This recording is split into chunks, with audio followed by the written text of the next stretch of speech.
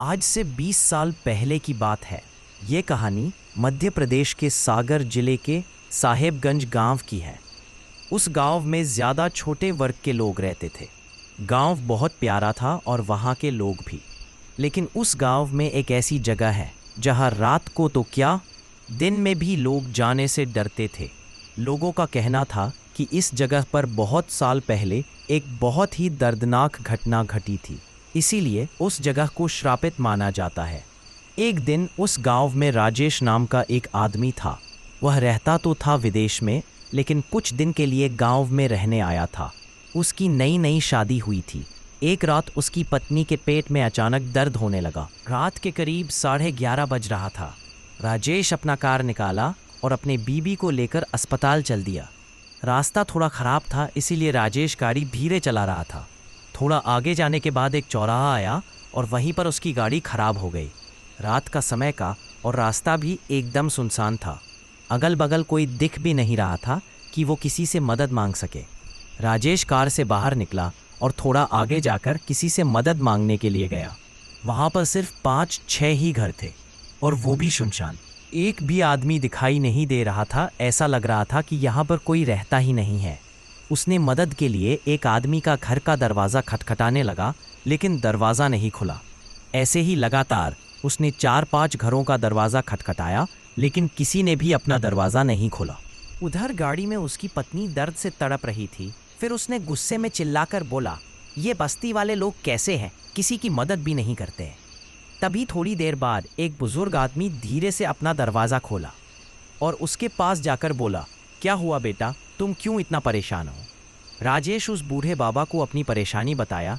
फिर आदमी बोला, इसमें मैं तुम्हारी कोई मदद नहीं कर सकता बेटा। वैसे भी मैं अकेले रहता हूँ। अगर मैं कोई मदद कर सकता तो ज़रूर करता। तुम किसी और से मदद मांग लो। इतना कहकर उसने अपना दरवाज़ा बंद कर लिया। राजेश उस आदमी की बात सुनकर उदास हो गया, लेकिन वह हिम्मत नहीं हारा। फिर दोबारा उसने किसी दूसरे का दरवाज़ा खटखटाया। ऐसा वो 4-5 लोगों का दरवाज़ा खटखटाया, लेकिन किसी ने भी दरवाज़ा नहीं खोला। राजेश गुस्से में चिल्लाकर बोलने लगा कि यहाँ के कैसे लोग हैं, किसी की मदद नहीं करते हैं। लेकिन किसी का कोई जवाब नहीं आया। फिर वो उदास होकर एक चबूतरे पर बैठ गया। थोड़ी देर बाद एक दरवाज़ा खुला। राहुल खुश हो गया और दौड़ के उस दरवाजे के पास गया तो देखा कि वहाँ एक बूढ़ी औरत खड़ी थी। वो उसको देखकर बोली, बेटा तुम इतनी रात को यहाँ क्या कर रहे हो? राजेश उस औरत को अपना सारा किस्सा सुनाया तो उस औरत ने कहा, तुम्हें अब चिंता करने की ज़रूरत नहीं है, मैं तुम्हारी मदद करूँगी। पिछले 20 साल से मैं नर्स का काम करती थी। अब बूढ़ी हो गई हूँ, इसलिए काम छोड़ दी हूँ। जाओ और जल्दी से अपनी पत्नी को यहाँ ले आओ। राजेश दौड़ कर गया और अपनी पत्नी को ले आया। उस औरत ने नेहा का नाम भी देखा और राजेश को कुछ दवाइयाँ लाने को कहा। अब राजेश दवाइयाँ लेने गया, लेकिन वहाँ उस सुनसान इलाके में कोई भी दवाई की दुकान नहीं दिखी।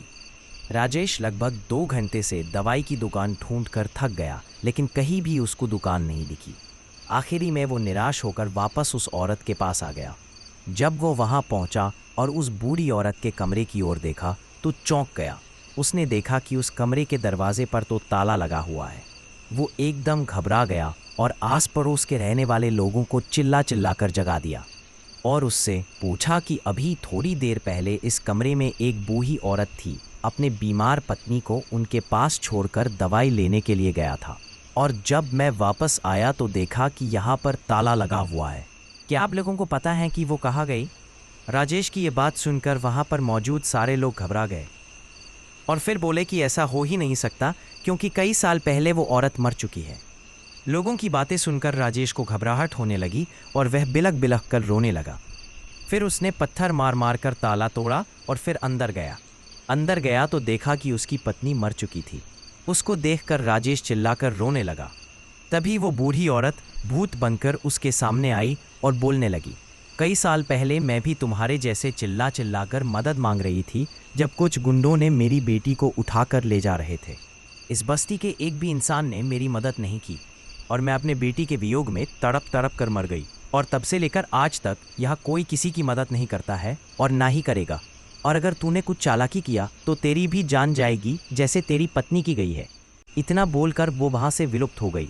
राजेश उसकी बात सुनकर वहां से रोता हुआ अपनी पत्नी की लाश लेकर वापस अपने घर की ओर चला गया।